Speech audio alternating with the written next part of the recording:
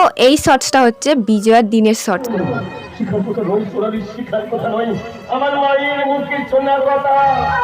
বিজয়ের আগের দিন হয়েছিল যাত্রা, আর আমাদের মা তো যাত্রা শুনতে ভালোবাসে, তাই প্রতি বছর একটা হলেও যাত্রা রাখতে হয়। শুধু মা না, মায়ের গ্রামের লোকেরাও যাত্রা শুনতে ভালোবাসে। এত মানুষ, যাত্রাটা সবাই ধৈর্য ধরে পুরোটাই দেখেছে। মায়ের বিজয়া পুজো শুরু হয়ে গেছে আর সবাই এখানে বিজয়া পুজোই দেখতে এসেছে। তারপর দেওয়া হচ্ছে শান্তি জল, আর এখানে আবার ছড়ানো হচ্ছে বাতাসা। আবারও অপেক্ষা, দিন গোনা শুরু। মা চলে যাচ্ছেন, আবারও মা এসো আর সবাইকে তুমি ভালো রেখে দিও।